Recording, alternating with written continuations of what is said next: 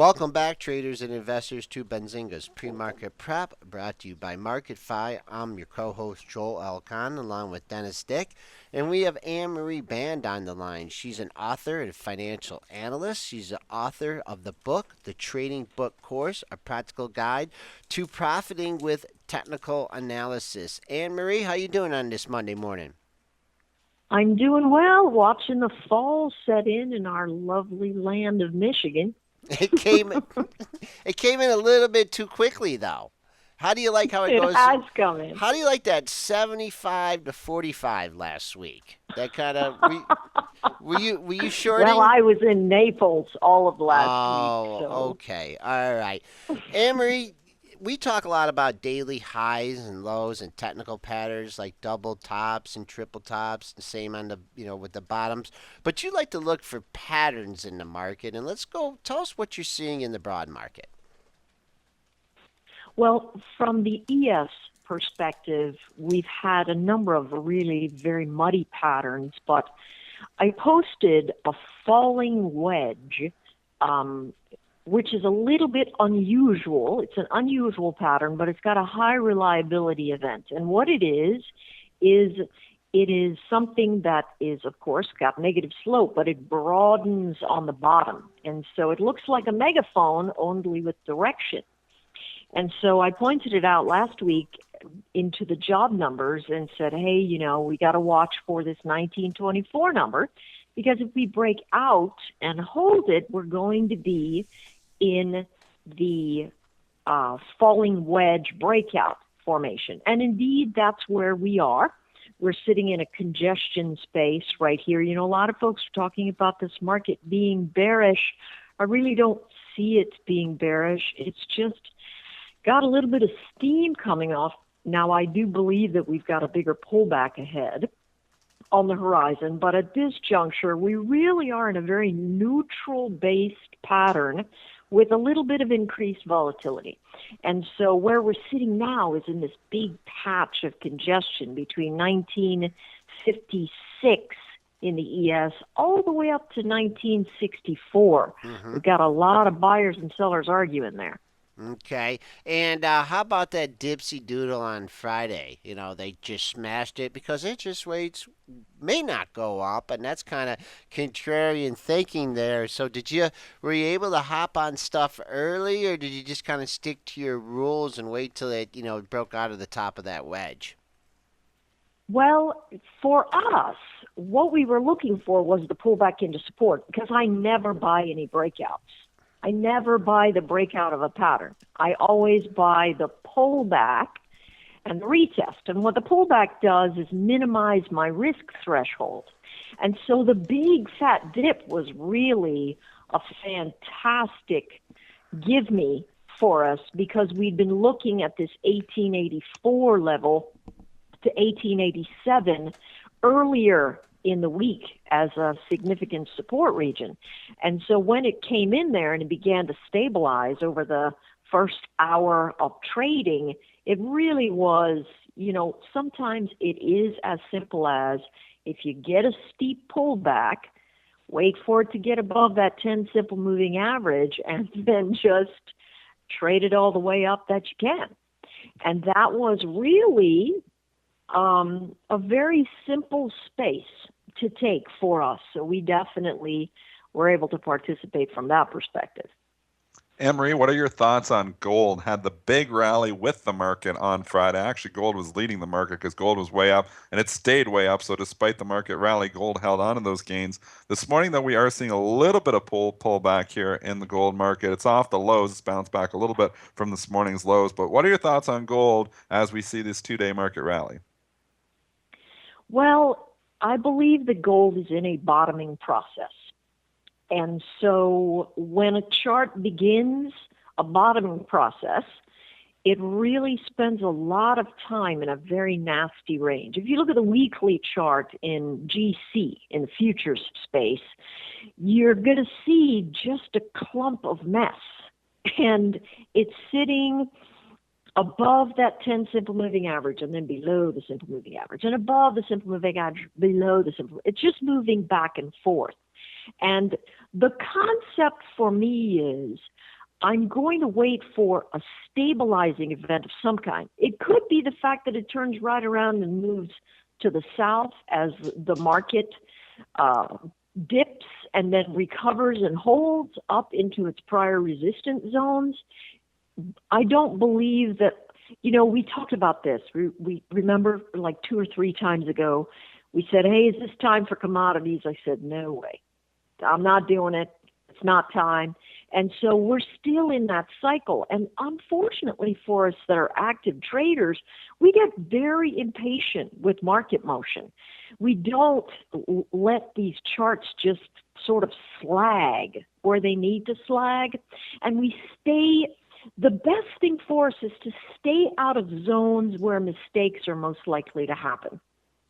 And this is one of those spaces. If you're trying to pick the bottom in gold, or you're trying to take a swift rally, the intraday event is the only thing to take. Support to resistance, and then watch the resistance to support.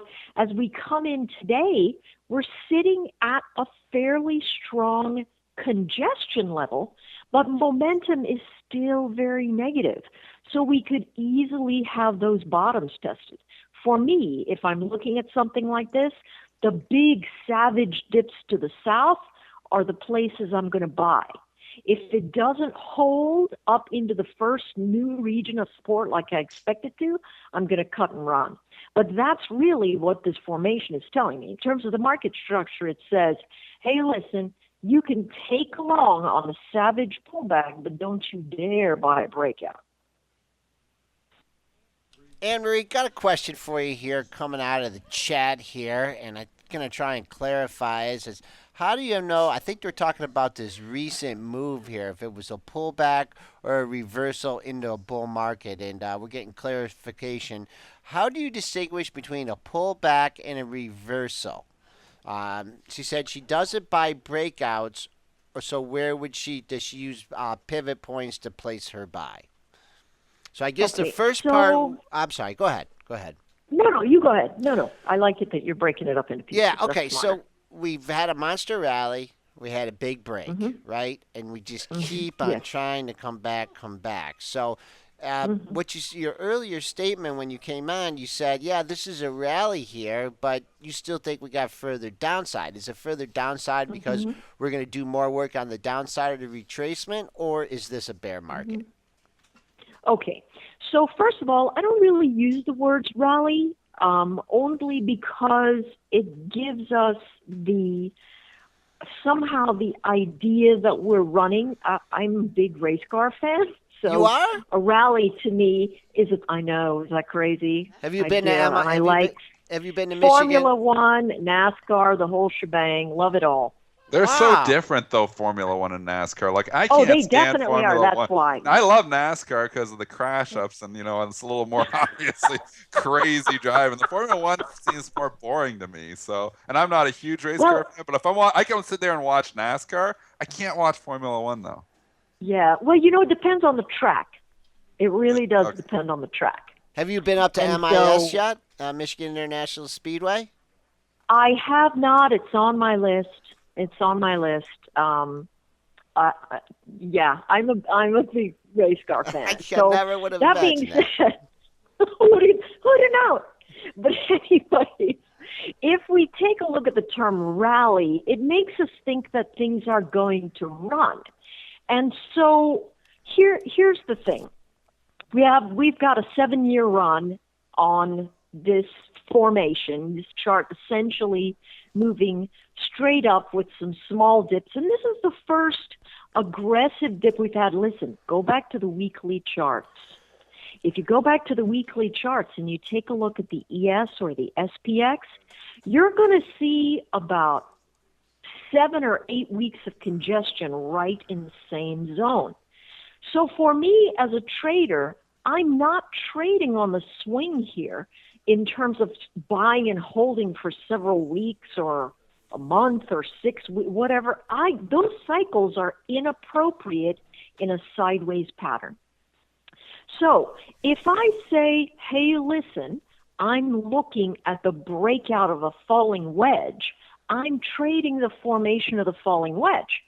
So if I know the parameters of a market structure falling wedge, I know that if it pulls back into the 50% region of the wedge, it's going to give me a buy zone. And so I want to watch it recover from there, and I will trade it straight through the breach of the wedge. Now, can you easily wait for the break of the wedge, have it come back and retest and then take it, or take the breakout of the wedge? Absolutely. But see, my goal is to put myself in a position where I'm capable of making less mistakes. See, I want to position myself so I'm in a winning spot, not so that I can avoid a losing spot. And I think when we trade that breakout in a market that's got no strong momentum to the upside, it tells me I'm going to have some kind of retest in the event.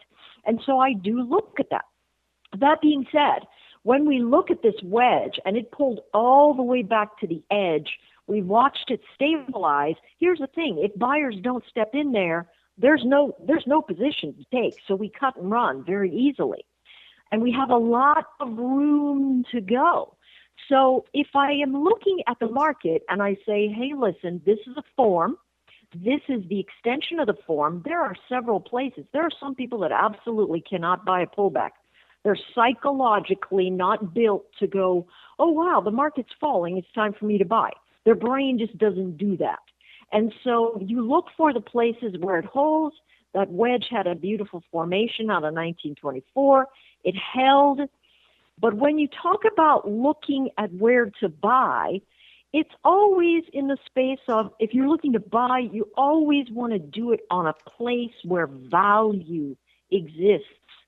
And that way you open yourself to the least amount of risk. When you look to sell to open a position, you look for where the highest exit that you can see forming and then watch it break down from those spaces. And that's where you go short, from that resistance area where it's the value sell. Where can I get the most out of this particular position? And if you look at it like that, what you're constantly doing is minimizing your risk. But where you can't do that is in a very sharp trending environment. If a sharp trending environment is in a space, you rarely get a very beautiful pullback. Rarely. You have a breakout and then a pullback into a higher low. That pullback into the higher low is where you get involved. If there's a big trending space downward, you look for a push up into a lower high, you watch that fail, and then you get involved. I understand that's extremely contrarian in terms of the normal whatever, but my goal really is about what's the least risk I can take on board here? Where's the space I can make the smallest mistake? That's my thing. Where can I make the smallest mistake? Because I really always look at the market like somehow it's stacked against me. I really do look at that. I have that sort of mindset when I enter into the game. So I'm always looking for the edge that'll keep me the most safe.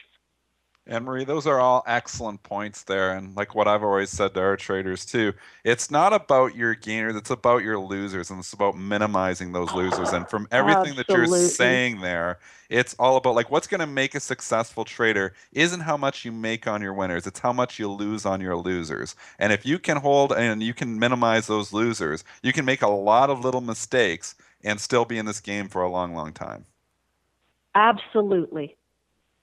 Absolutely. Thanks, Anne-Marie. Anne-Marie, did you get a chance to see the free press yesterday, Detroit Free Press? I did not. I was on a plane coming back home, and so I didn't. What was on there? Well, go take a look at the business section, because in the front page of the business section, they announced our move to downtown. Yay! Oh, it's so fabulous down there. It's so hustling and bustling. And since we haven't got you in this office yet, we're gonna hold off on that. I know you've been promising to come in with some baked goodies or something, but so give us another couple weeks, and we're gonna be situated. And then when you come down there, maybe one day when we do the show, we can have you sitting right here with us, right next to us, and do the show. That sounds tremendous. All right. That's exciting. Yeah. Congratulations. Have a Yeah. great day.